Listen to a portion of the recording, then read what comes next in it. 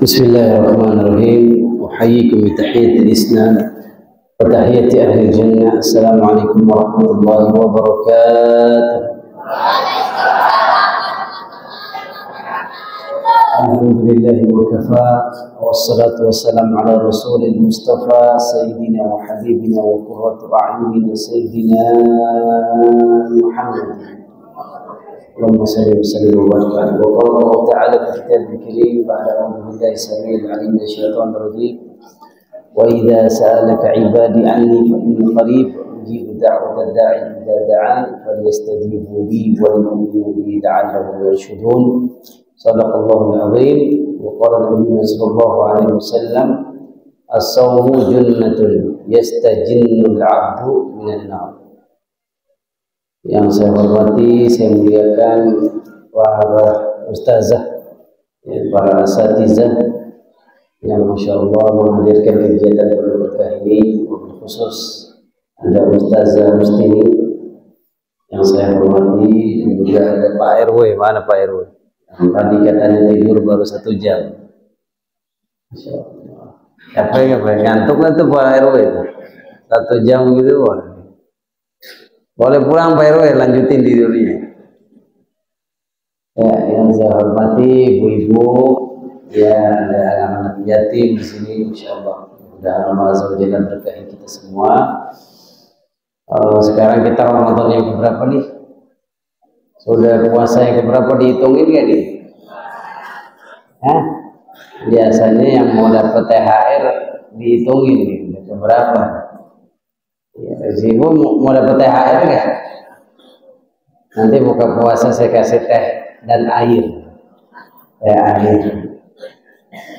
Ya ibu yang dimuliakan Allah Azza wa Jalla, kita bersyukur kepada Allah karena Allah masih memberikan kita nikmat bisa hidup menikmati bulan Ramadan. Ya ini nikmat yang paling mahal. Gak bisa dibeli pakai duit. Ya nggak bisa dibayar pakai apapun. Nikmat bisa hidup di bulan Ramadan. Ya karena nggak semua di antara kita umurnya panjang sampai Ramadan tahun ini. Betul apa betul? Tahun kemarin sahur bareng kita, bercanda sama kita, buka puasa bareng sama kita. Tapi tahun ini nggak ada di sini. Udah pindah alam. Alias masuk alam kubur, alam barzakh.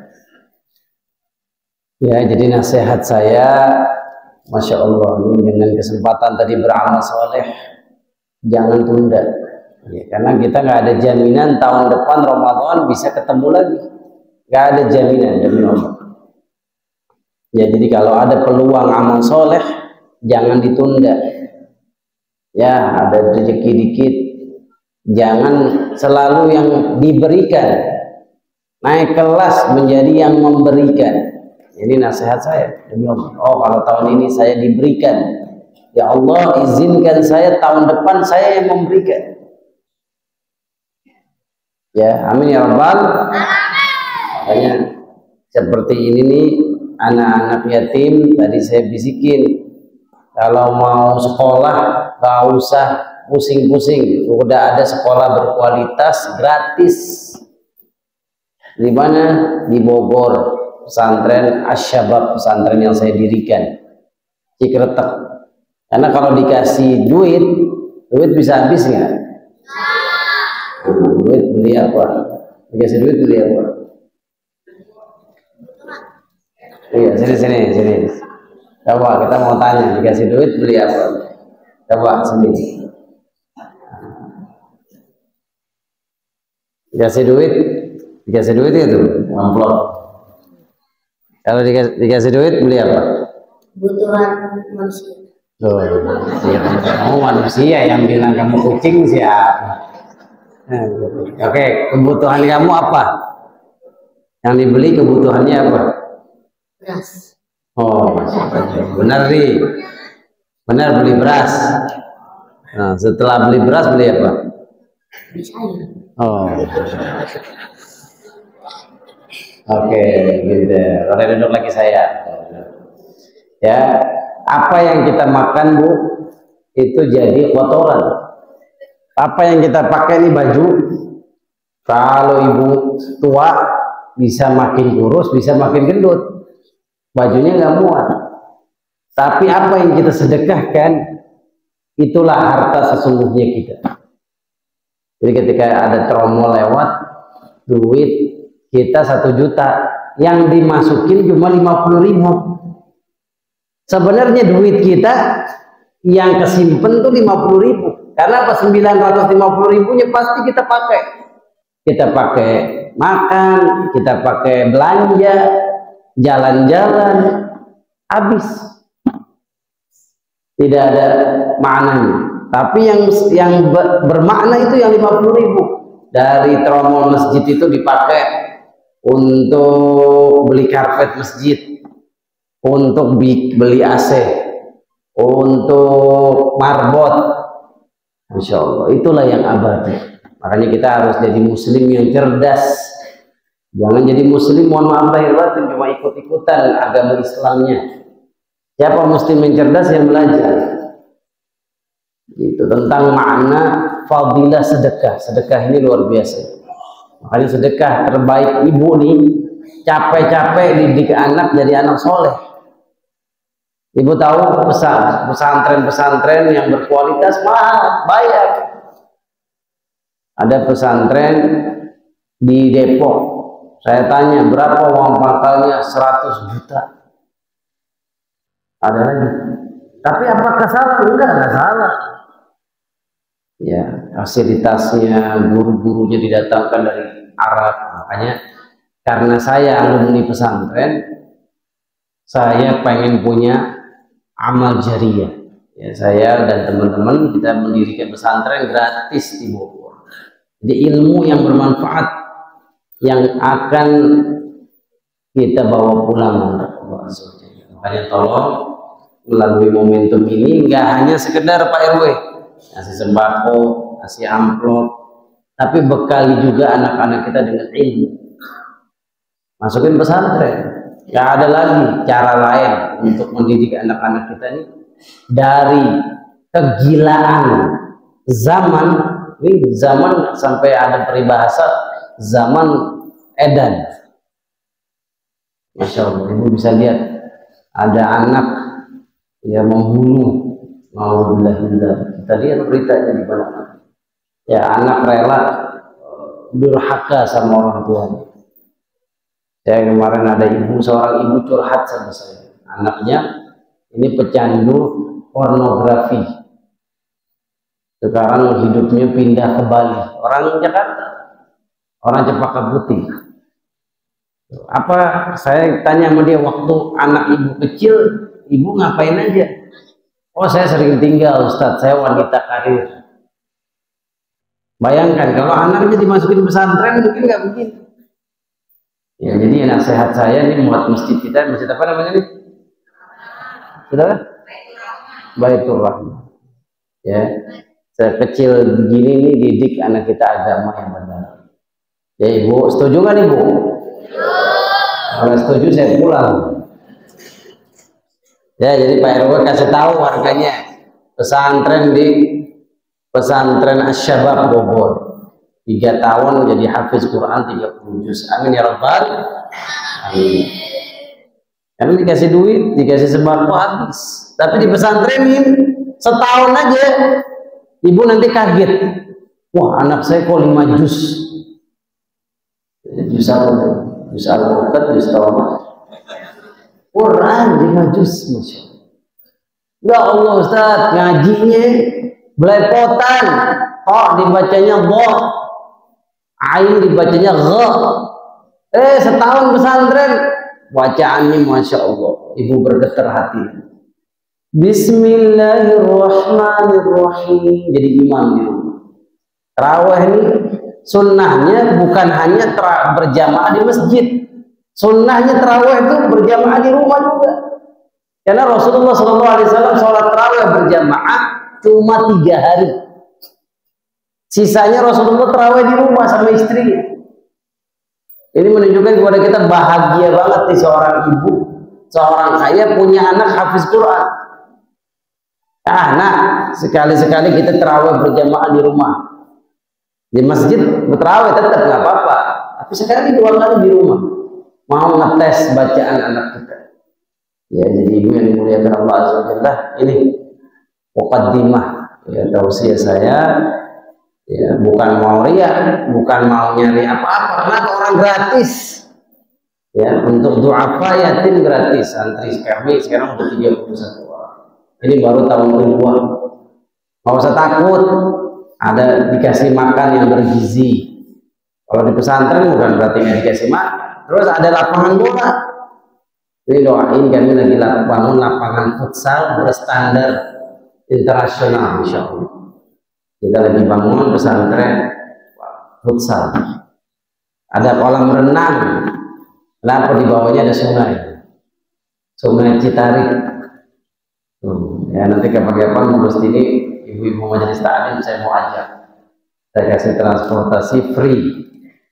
Ada berapa orang ibu-ibu majelis taklim? Hah? Iya, yang ada di sini aja. Ya, jangan diajak satu RW. Ya, saya sediain mobil Hiace. Isinya 25. Naik Bogor. Lihat Gunung Salak. Wah, di sini daerah Cilincing kan? Panas di sini. Saya tadi lewat ke sini banjir. Hah? Nanti nginep di sana, boleh. Ya, jadi nanti Bunda Ristini kalau mau berkenan, kami biasa setiap tahun bikin pesantren kilat. Nah, ini kayak gini-gini ikutan nih. 3 hari 2 malam nyobain jadi anak pondok. Siapa yang mau ikutan? Yang mau ikutan pesantren kilat? Ibu-ibu mau nggak? Ibu-ibu juga boleh ikut. Mana yang mau ikut tunjuk tangan? Ya, 1 orang. Ya, saya ajak lagi nih. Ntar saya ke sana. Saya juga ngisi. Nanti ada ustadz-ustadznya yang ngisi. Siapa yang mau ikut pesantren kilat? Pesantrennya Ustadz Kasyif. Siapa? Yo. Tadi 1 orang. Luar mana nggak ada lagi nih yang di tangan. Ya, nanti Pak RW siapin bis. Tahun kemarin yang ikut 100 lebih. Nah, tahun ini kita belum buka lagi, insya Allah. Nanti akan ada pengumuman itu. Jadi saya sedang nih datang ke sini, judulnya santunan anak yatim dan doa. Tapi saya sedih. Ya, jadi anak kita dijejelin duit dari kecil, salah. Mereka nggak boleh menerima. Yang kelola duit itu harus ibu bapaknya. Jadi kalau next tahun depan duitnya dirubah jadi beasiswa. Ya, dikasih tabungan. Ya, jadi kalau ada anak kita disuruh sedekah dari kecil, salah. Yang sedekah siapa? Bapak ibunya, karena bapak ibunya yang cari duit. Dia anak hanya menerima duit. Jadi apa? Perintahnya dari kecil bukan sedekah kepada anak kita yang masih kecil. Ya, perintahnya apa? Sholat, bukan sedekah. Rasulullah SAW bersabda, muru auladakum bis salati wa hum 7 sinin. Perintahkan anakmu salat umur 7 tahun. Ya, dan ini luar biasa. 7 tahun Bapak Ibu belum wajib syariat. Ya, 7 tahun kamu nggak sholat nggak dosa. Tapi ibu kalau nggak sholat dosa nggak? Ibu kalau nggak sholat dosa nggak? Umur 7 tahun nggak sholat dosa apa nggak? Karena belum ada namanya taklif. Beban syariat. Beban syariat itu kalau istihlam, kalau sudah mimpi basah. Mimpi basah anak laki-laki biasanya 13-14 tahun. Ya, perempuan kurang lebih juga segitu kalau sudah haid. 7 tahun kenapa? Subhanallah, sholat dulu, bukan syariat yang lain dulu anak-anak kita. Karena Allah Azza wa Jalla berfirman, wa innaha lakabiratun illa 'alal khashi'in. Salat itu berat. Ibadah yang Allah wajibkan buat umat Islam yang paling berat salat. Makanya kita lihat kenapa umat Islam dijajah di Indonesia. Kita ini dijajah Bapak Ibu. Dijajah ekonomi. Ya, dijajah budaya. Dijajah segala macam. Sumber daya alam kita nggak dikelola sama umat muslim, umat Islam di Indonesia, dikelola sama non muslim. Bahkan non muslim sekarang katanya war takjil, betul, perang untuk dapetin takjil. Kita jam 5 biasa beli takjil, dia belinya jam 3. Apa nungguin di rumah pas lagi masak? Nonis disebutnya nonis, non Islam. Ya, ini justru bukan kita marah, bukan kita malah kesel, persiapkan generasi Islam yang kuat. Ya, Allah Subhanahu wa taala berfirman ya dalam Quran surat An-Nisa, kita disuruh perintah, Allah Azza wa Jalla perintahkan kita menyiapkan generasi Islam yang kuat. Sampai Allah bilang, wal yattaqullah wal yakhshal ladzina law taraku min khalfihim dzurriyyatan di'afa wal yakhafu wal yattaqu. Insyaallah ditegas kata Allah, jangan sampai kamu mati, anak-anak generasi Islam, anak cucu kamu lemah. Takutlah kamu kepada Allah Azza wa Jalla. Ini saatnya bukan main-main lagi, bukan ibu ngobrol sama suami ngasih handphone biar diem, biar nggak ngobrol. Enggak, ibu ceramah yang saya sampaikan, cerita lagi ke anak di rumah. Ini baru kita akan menyiapkan generasi Islam yang kuat. Kalau selama ini kita cuek, nggak mau turut serta mendidik anak kita menjadi generasi Islam yang kuat, selamanya Islam akan lemah di Indonesia. Sistem pemerintahannya bukan sistem Islam. Makanya sekarang kita kekayaan alamnya dikelola orang-orang non muslim. Ya, ibu tahu katanya nikel terbesar di dunia. Itu yang punya siapa? Perusahaan-perusahaan Cina. Gak ada perusahaan-perusahaan Indonesia, hanya 0,01%. Sehingga apa? Utang. Jadi generasi utang. Maka mohon maaf lahir batin melalui Ramadan ini. Ramadan itu bulan jihad, bukan bulan kita ngantuk, bukan bulan kita lemah, lemes. Ramadan ini bulan jihad, perang-perang yang dilaksanakan Rasulullah dan menang itu di bulan Ramadan. Padahal lapar perutnya, tapi angkat senjata melawan orang-orang kafir. Perang apa namanya? Perang Badar. 17 Ramadan menang. 300 lawan 1000 orang dengan jumlah yang lebih sedikit, persenjataan lebih sedikit, tapi bisa menang Ramadan. Jadi Ramadan ini bulan jihad, perjuangan untuk meraih kemenangan. Kemudian proklamasi Indonesia itu dilaksanakan di bulan Ramadan, 9 Ramadan. Bung Karno ketika memproklamasikan negara Indonesia, ya kami bangsa Indonesia menyatakan kemerdekaan itu di bulan Ramadan. Jadi saya lucu kalau ada umat Islam Ramadan malah tidur dari subuh sampai maghrib. Ada nggak itu? Ada di mana tuh? Itu bukan tidur, bukan ibadah itu lagi latihan jadi jenazah, latihan jadi mayat. Ada hadis, naumus shaim ibadah, tidurnya orang puasa itu ibadah. Ibu tahu ini hadis apa? Hadis palsu yang dicekokin sama ustadz-ustadz, khatib-khatib yang nggak ngerti Quran, nggak ngerti hadis sahih. Cuma belajarnya dari Google, baca Arab nggak bisa, baca kitab nggak bisa, nguping ngajinya jiping, ngaji kuping, ngaji nggak boleh, ngaji mesti pakai athar, mesti ada kitab, ada Sahih Bukhari, Sahih Muslim. Kalau syarahnya Fathul Bari, baca, dia sampaikan ke umat, naumus shaim ibadah, tidurnya orang puasa ibadah. Akhirnya umat Islam, saya mau nanya, gara-gara dengar hadis ini, baca Quran apa tidur? Waduh, tidurnya aja ibadah. Ngapain gue baca Quran? Ngapain gue ibadah? Ngapain gue zikir? Ngapain sedekah? Ngapain jihad?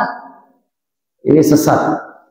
Kenapa? Di dalam rawi dari hadis palsu tadi ada seorang pemalsu hadis namanya Rafi'. Para ulama rawi menyatakan Rafi' ini adalah mudallis, orang yang suka memalsukan hadis.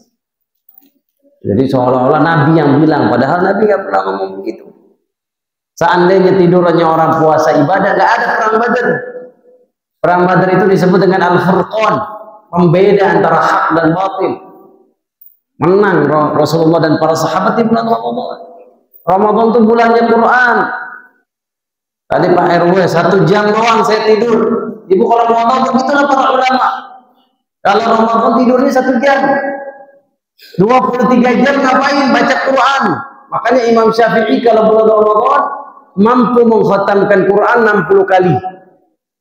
Jadi sehari Imam Syafi'i 2 kali khatam. Sehari berapa kali khatam? 2 kali. Kan 60 sebulan. 60 kali khatam itu Imam Syafi'i. Kita nggak bisa mungkin 60 kali. Kenapa? Karena waktu kita nggak digunakan buat Quran di bulan suci Ramadan. Waktunya digunakan buat apa? Nonton sinetron. Sahur bangun tidur, bukan Quran yang dibuka. Apa yang dibuka? Tidur. Sahur. Handphone. Ibu-ibu ngaku tuh. Nah, nyari WA. Ya. Nunggu WA dari mantan gitu. WA mantan, WA. Cuman cari handphone. Ini menegur diri saya, bukan berarti saya ngomong begini saya suci demi Allah. Kita sama-sama belajar. Bangun tidur yang dicari handphone, bangun tidur yang dicari apa? Remote TV. Ayo nonton nih sinetron, tukang bubur naik haji. Gitu. Ada nggak Bu? Ganti dong, tukang ojek naik haji itu, tukang bubur yang disebutin. Ya. Maka ibu yang dimuliakan Allah Azza wa Jalla, nasihat buat diri saya, Ramadan ini mahal. Kemarin Habib umurnya 42 tahun, habis sholat duha meninggal dunia. Masih muda, masih kuat kok badannya, jarang sakit. Masya Allah, Allah bikin acara begadang beliau. Rahimahullah ta'ala, Allah yarhamu, sayang beliau dipanggil di bulan Ramadan. Jadi meninggal itu nggak lihat umur, bisa jadi ibu duluan, saya belakangan, betul nggak? Nggak bisa jadi, atau dibalik saya belakangan, bapak duluan. Jadi yang muda aja mati Bu, apalagi yang tua. Tetangga saya di Gunung Sahari, Lim Siulong, itu orang terkaya di Indonesia Bu. Rumahnya, saya udah ngukur rumahnya di pinggir jalan, itu kurang lebih 1 kilometer. Jadi rumahnya Bu 1000 meter rumahnya lebih. Masya Allah, mati. Kalau yang kaya aja mati, apalagi yang ya gitu deh kan. Kalau Menteri Kesehatan, kalau dia nulis resep, orang bisa sembuh. Tapi dia nggak bisa menyembuhkan kematian. Mati juga Menteri Kesehatan, Bu Endang, Sri Rahayu. Ketua Mahkamah Agung kemarin mati. Kalau dia ketok palu, orang masuk penjara. Saya mau nanya, ketika Israel datang, bisa nggak dia ketok palu memenjarakan rakyat Israel? Bisa nggak? Israel masuk penjara kan? Jadi kalau udah Israel datang, nggak ada umat. Israel datang, nggak ada yang bisa menghalangi. Maka Ramadan ini Bu harus jadi Ramadan terbaik kita. Jangan sampai prek sholat tarawih. Kalau nggak di masjid sholat tarawih, ibu sendiri di rumah. 8 rakaat, tutup 3 rakaat. Ini Baitur Rahman berapa rakaat? Ini nyarinya pendek-pendek. Rasulullah SAW bersabda, man qama ma'al imami hatta yansurifa kutiba lahu qiyamul lail. Siapa yang tarawih berjamaah sama imam sampai kelar, sampai selesai, baginya dicatat seperti berdiri semalam penuh. Jadi ibu tarawih cuma setengah jam, nyampe rumah tidur, tidurnya dicatat sama Allah seperti sholat. Itu pahala sholat tarawih. Makanya sayang banget kita nggak tarawih. Datang setengah jam deh itu Rahman, saya mau sholat tarawih supaya dapat berdiri di hadapan Allah sepanjang malam penuh. Itu pahala sholat tarawih. Mudah-mudahan jadikan kita istiqomah di atas jalan ini. Dan tarawihnya sekali-sekali cari yang panjangan dikit. Jangan kulhu. Naik kelas, setel imam. Nanti insya Allah saya bawa santri saya ke sini. Mau nggak nanti tarawihnya kayak imam Masjidil Haram, 1 hari 1 juz? Setuju nggak? Ini kayaknya mukanya cenderung semua ini. Mukanya kayaknya nggak ridho begitu. Kenapa nih? Kalau imam bacanya pendek, tarawih Bismillahirrahmanirrahim, alhamdulillahirrahmanirrahim, arrahmanirrahim, inna a'tainakal kautsar. Dalam hati ngomong, ini imam favorit, ini idola. Tapi kalau imamnya panjang dikit, Bismillahirrahmanirrahim, tabarakalladzi biyadihil mulku wa huwa ala kulli syai'in qadir. Dalam hati ngomong, iki imam gendeng, ini imam gak waras ini, panjang banget bacaan. Jadi kalau imamnya panjang sebel, imamnya pendek seneng. Saya mau nanya di sini, yang sebel apa yang seneng kalau imamnya panjang jujur? Hah?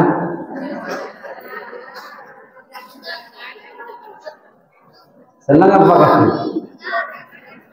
Kalau imamnya panjang, keluar dari masjid kagak ditegur. Buah muka mulai masih. Gua sebel nih kalau imam panjang. Padahal subhanallah, sholat itu menghadap Allah, minta sama Allah. Belum tentu tahun depan tarawih kita bisa ada di dunia. Jadi berikan yang terbaik untuk Allah. Jadi ibu sholat tarawih boleh duduk. Saya baru pulang nih umroh nih, 3 hari Ramadan di Masjidil Haram. Saya lihat kakek-kakek 70 tahun, 80 tahun, tarawihnya panjang tuh 1 jam di Masjidil Haram. Ya waduh, dibaca 1 rakaat bisa 2 lembar, 3 lembar. Saya karena kaget, kakek-kakek dari awal sampai witir nggak meninggalkan Masjidil Haram. Dan dia bawa kursi boleh, sholat sunnah boleh duduk. Ya, kalau nggak kuat karena pengen dapat rahmat Quran. Orang yang sering dengar Quran nanti hidupnya dapat kasih sayang Allah, rahmat Allah. Wa idza quri'al Qur'anu ansitu wasma'u la'allakum turhamun. Kalau Quran dibaca, kita diam, dengerin aja. Pahalanya kayak baca. Para ulama sepakat. Dengerin Quran, Bu.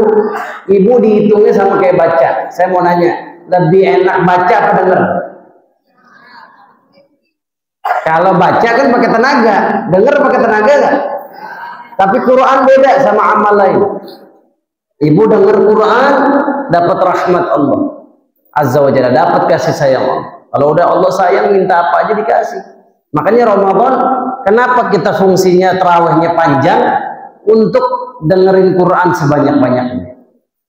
Makanya pasang imam yang hafiz. Oh, nggak punya hafiz, makanya masukin dari kecil SMP SMA gini di pesantren tahfiz. Kita lagi kekeringan penghafal Quran di Indonesia, jujur. Negeri yang konon katanya 85% muslim, yang hafiz Quran nggak ada 1%. Yang hafiz Quran di Indonesia 30 juz nggak ada 1%. Makanya kita pengen naikin. Target saya bisa mencetak 1 juta penghafal Quran sebelum saya meninggal dunia. Caranya gampang, 1 juta. Dari sini Baitur Rahman ada 3 orang. 3 orang. Indonesia ini punya 800.000 masjid. Coba ibu kaliin 800.000 masjid.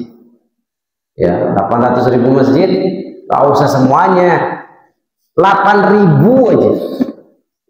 8.000 ini jadi penghafal Quran. Dari 1 orang nyetak 10 aja penghafal Quran lagi. Ini siapa namanya? Nama kamu siapa?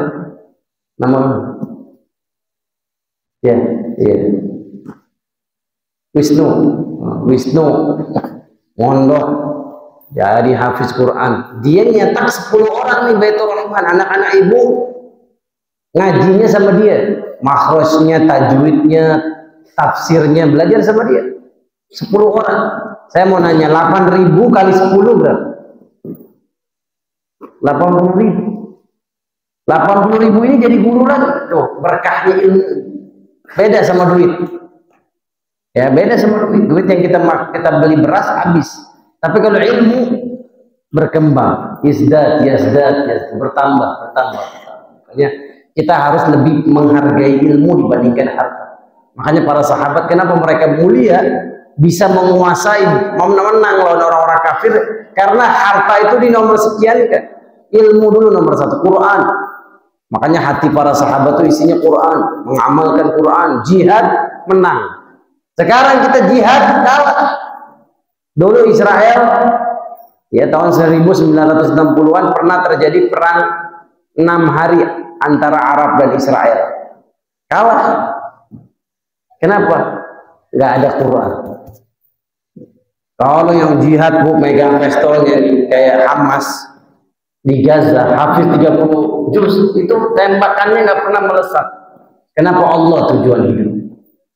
Makanya sampai hari ini sudah 4 bulan 5 bulan Israel belum menang lawan Gaza. Kenapa? Banyaknya penghafal Quran di sana. Ada pesantren terbesar di Gaza namanya Darul Quran wa Sunnah. Itu konon katanya ada 50.000 penghafal Quran. Di negeri Indonesia ini bakal dijaga Allah kalau banyak penghafal Quran.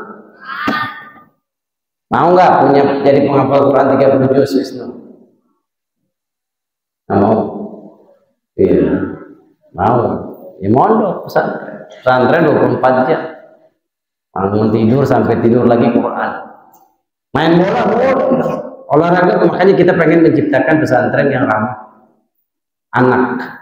Jadi nggak hanya Quran, boleh main bola, boleh main basket, boleh gadget, bahkan kita kasih keterampilan multimedia, bisa ngedit video, bisa jualan, teknik strategi marketing di online itu kita ajari supaya nggak buta sama dunia. Ini yang bisa saya sampaikan. Sedekah yang terbaik Ibu adalah ketika kita dalam keadaan sehat dan dalam keadaan kita takut miskin.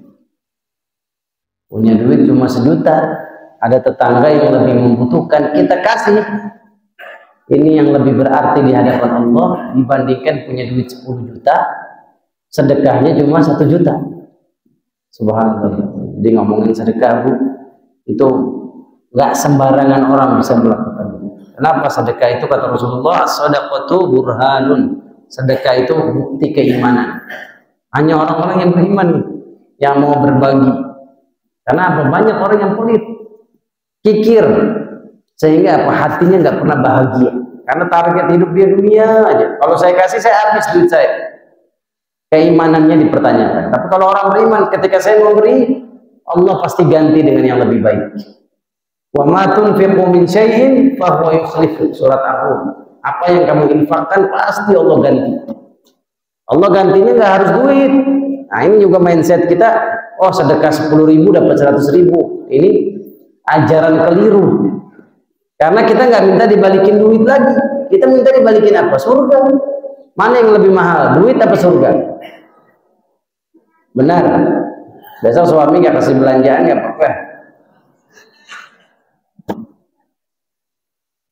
Jadi mana yang lebih mahal? Duit apa surga? Surga. Ridho Allah Azza wa Jalla. Jadi kalau kita sedekah, ya Allah, saya berharap ridho. Bahkan ada satu hadis Nabi mengatakan, ittaqun nar walau bisyikki tamratin. Bersedekahlah kamu, takutlah kamu sama neraka, walaupun bisa sedekah setengah butir kurma. Setengah butir kurma nggak ada artinya. Tapi karena kita takut sama neraka, memadamkan marahnya Allah dengan sedekah. As-shadaqatu tudfi'u ghadabar rabbi. Sedekah itu bisa memadamkan marahnya Allah karena maksiat dosa kita banyak. Allah hendak bikin gempa bumi, Allah hendak bikin banjir bandang, Allah hendak bikin tsunami bisa. Tapi gara-gara sedekah kita nggak jadi. Allah padamkan marahnya. Allah nggak jadi marah. Maka ini ada 15 faidah sedekah, tapi waktu kita terbatas. Insya Allah kita ketemu lagi ya, Bapak Ibu Saudara yang dimuliakan Allah. Saya minta maaf kalau ada salah-salah kata, salah-salah ucap. Mudah-mudahan Ramadan tahun ini kita nggak sekedar nahan lapar haus, karena bukan itu tujuan kita puasa. Tujuan kita puasa adalah menjadi pribadi yang lebih dekat lagi sama Allah. Tidak bilang la'allakum taj'un, agar kamu lapar, bukan itu tujuan puasa. Bukan la'allakum ta'tishun, agar kalian haus, bukan itu. Tujuan puasa bukan biar kamu haus, bukan biar kamu lapar, tapi la'allakum tattaqun, agar kamu bertakwa. Apa itu takwa, Pak?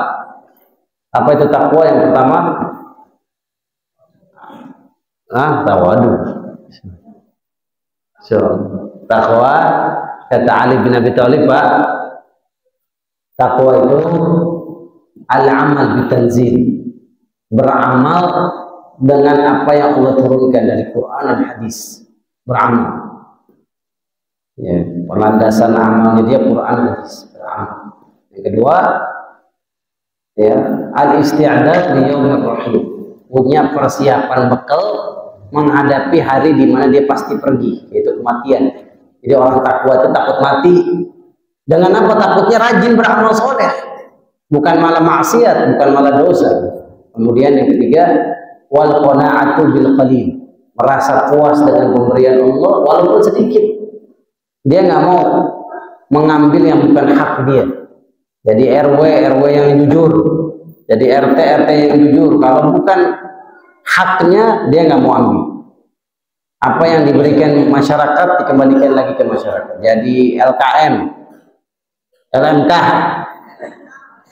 LMK jujur amanah.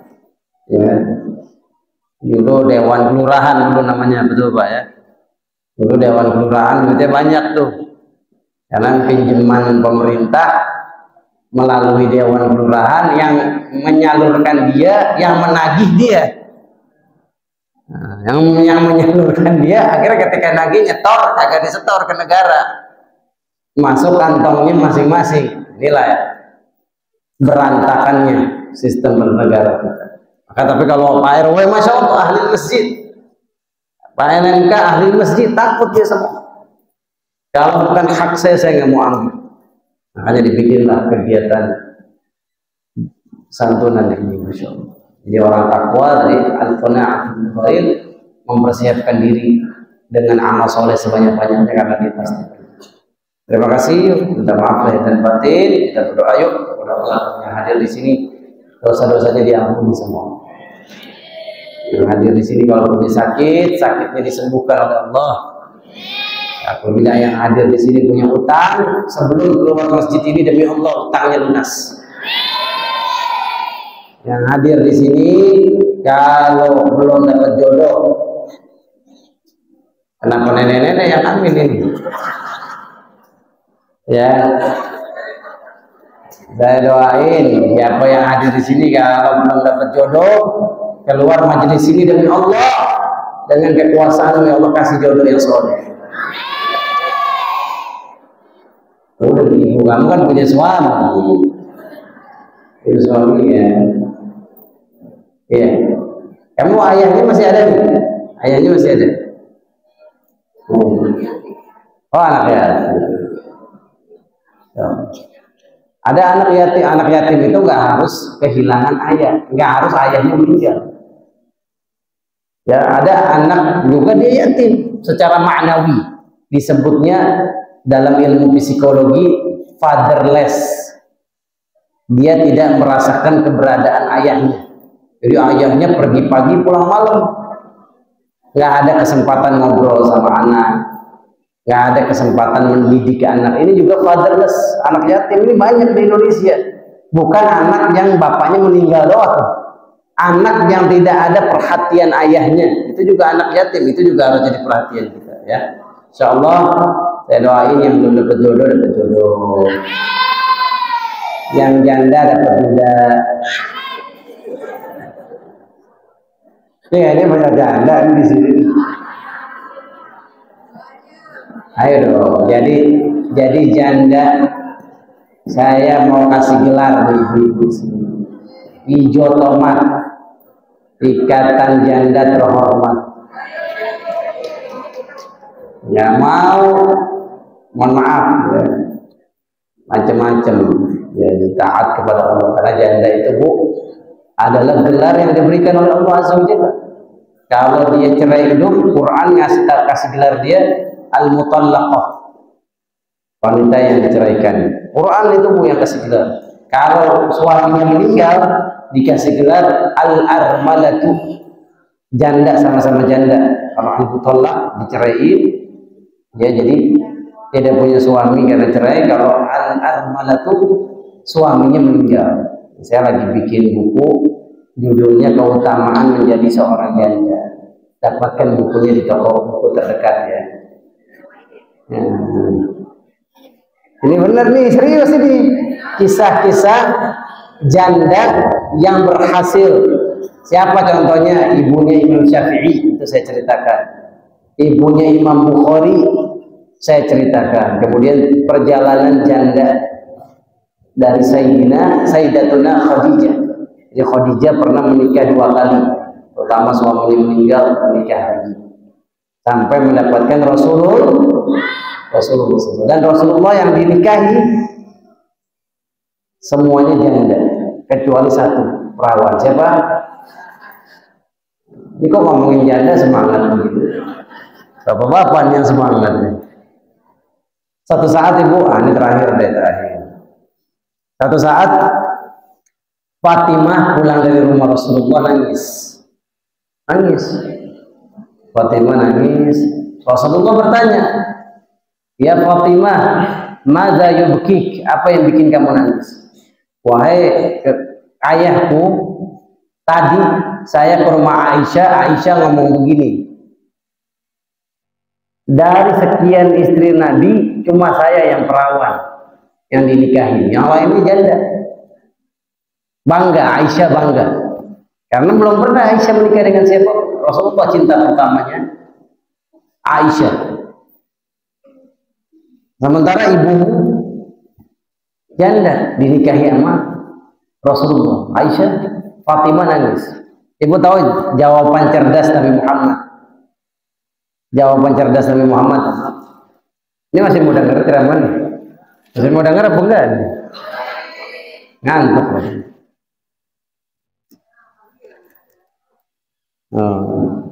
Akhirnya apa?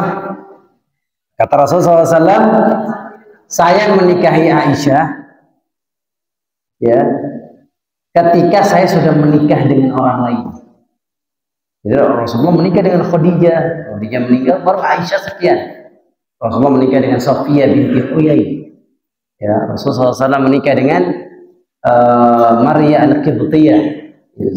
Menikah dengan yang baru saya nikahin Aisyah.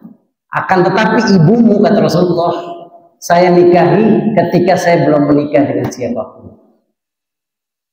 Jadi ketika saya perjaka, saya nikahi ibumu, Khadijah.